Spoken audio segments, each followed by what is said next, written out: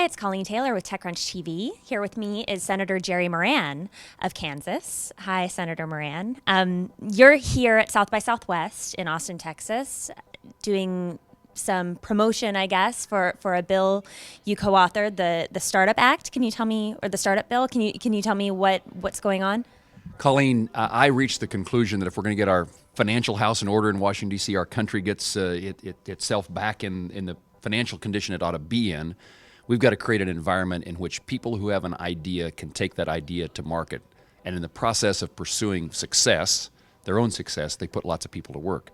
And so based upon research done by the Kauffman Foundation on entrepreneurship, I introduced the Startup Act, which has kind of 5 basic components that we believe if Congress would pass and the president would sign, we'd have a much better chance of seeing those folks who have an idea have the success of seeing that idea in the market, selling product, delivering services, and growing the economy.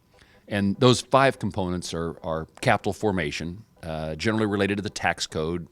How do we encourage people to invest in startup companies, and how do we help those companies retain that money? Related to the regulatory environment, trying to make certain that the regulations that our startup companies face is based upon more benefit than there is cost, and trying to make certain that people understand that startups can't afford to be hiring a lot of lawyers and accountants to try to meet all the government stuff that comes their way. The need for talent, to encourage people who are educated here, perhaps grew up in a foreign country, but now have a master's or PhD in engineering or science, mathematics, that they can obtain visas to remain in the United States. Or if you have an entrepreneurial ability and you want to bring that entrepreneurship to the United States, you can bring it here, and if you'll agree to put people to work in our country, we want you in the United States. And then also trying to commercialize the academic research that goes on across the country in universities, to incentivize those universities to encourage their professors and students to take that research and use it in a way that is in the market as compared to just at the university. And finally, to try to create some competition or knowledge between states so that if you're an entrepreneur, you can find the information necessary that says this would be a great place to locate my startup business. And so it's those kind of things that we think are common sense. I reached out to Senator Mark Warner, a Democrat senator from Virginia, an entrepreneur himself. And so he and I have been out for the last 6 months promoting, as you say, legislation that we think ought not be a lot of Republicans and Democrats fights. It ought to just be, this is something that's good for the country. And so South by Southwest is a perfect place for me to be, not only to ask for their help in promoting this legislation, but also what many members of Congress ought to be doing more of is listening to people who've actually started a company and learning how the decisions we make in Washington, D.C. could be made differently that enhances the chances of success. And in the past week, there's been a lot of news about the Jobs Act, which I understand is it's different from what you're doing, but and it passed in the House, right? And everybody's excited about that, just that this stuff is getting talked about. I mean, in Silicon Valley, people were excited to hear that. Can you talk about what impact that might have on the Startup Act, or differentiate the two, or let us know? Well, the Jobs Act passed by the House of Representatives last week is very much a component, and I can't think of anything in the bill in large measure that I don't support. I mean, the concepts in there are things that some are included in the Startup Act. Ours is a much more broader perspective. This is just about the creation of capital within that environment. And so it is a component that Congress needs to pass. And what we want to avoid is this concept becoming a Republican idea or a Democrat idea.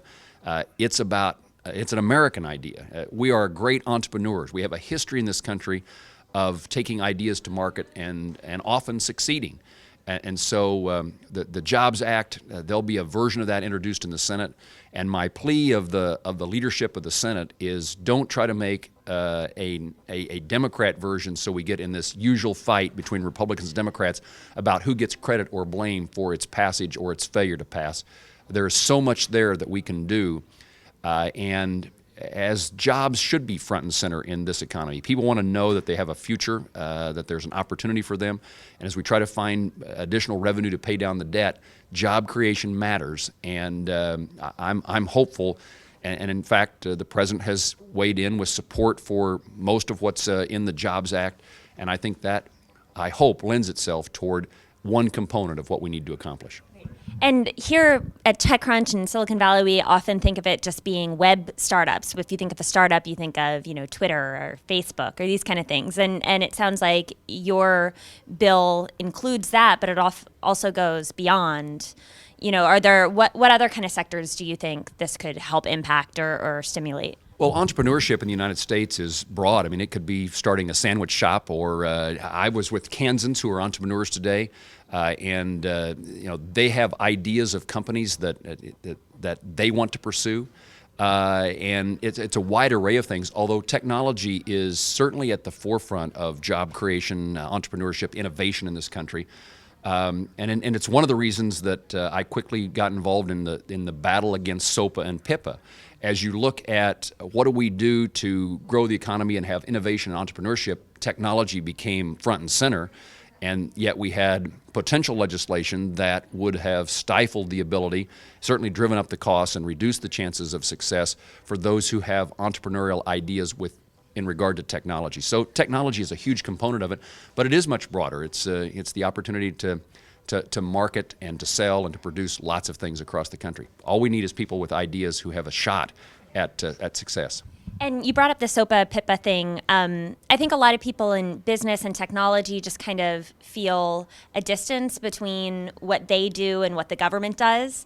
And do you have any advice for how people should be reaching out to their senators, or if you are in tech or business and have something you want to say? I mean, how do you reach someone like you? Well, it's a shame in my view that so much of whether or not an entrepreneur or a business person has success is determined by Washington, D.C. I wish that wasn't the case. I wish that you didn't have to try to influence policy in our nation's capital, but the reality is you do. And so I would encourage the tech community to reach out to their elected officials, tell them their story, tell them about their success, tell them what the hurdles have been, develop a relationship with elected officials. But we certainly saw with SOPA and PIPA that there's the opportunity for a broad array of people to engage, and the magnitude of that conversation that occurred using the internet really did influence the outcome in Washington, D.C. So there's plenty of evidence that when the tech community does engage, they can have a victory. And you've talked a couple times about, this is a bipartisan bill and people are coming together even though they might have different opinions on certain political issues. Why is that so important, and how possible is that to really happen? I mean, if you're so different from, someone else in certain ways, what makes them come together? The reality is that, there's difference of opinions, philosophies, viewpoints from across the country, but the kind of stuff that we're talking about is, I would guess, 80% of Congress could agree upon. And just what you have to avoid is those who want to engage in these issues, either to see them succeed or to fail based upon the politics, trying to make certain that the other side, and unfortunately we've developed sides in politics, that the other side doesn't have a victory. That's a terrible development, and we ought to be much more about what's good for America, what's good for the United States, as compared to what's good for our political party. And so Senator Warner and I are out to prove that two individuals, one Republican, one Democrat, who have basic common sense ideas about how to grow the economy and strengthen our global position in a world economy, can succeed. And I don't know yet whether we will, but we're going to work hard to make certain that he and I do everything we can to present this idea to Congress in a way that they all say, yeah, why not? This makes sense. Let's get it done. And one last question I have to ask. Do you personally use any apps or websites? I know you're a very busy man, so you might not have that much time to play around with this stuff, but... No, technology, even for an old guy like me, has become a significant component of how I communicate with my constituents and how they communicate with me. And one of the great things about the SOPA and PIPA efforts by citizens across the country, in my state of Kansas, I got acquainted with people who normally never communicated with me as a senator. I met people, had conversations with a whole new segment of folks in our state that were paying attention to an issue that mattered to them. And so it was, in many ways, a younger group of people. And that has given me the opportunity to reach out to people that I never would have come in contact with, but for this issue of fighting SOPA and PIPA. And I would say that we certainly use Twitter and Facebook, and we do a weekly email newsletter that goes to 50,000 plus Kansans. So the internet and technology has changed the way that citizens communicate with their elected officials, but it also has changed the way that elected officials communicate with citizens. Well, thank you so much for sitting and talking with us, and enjoy your time at South by Southwest. Thank you very much. Great to be with you.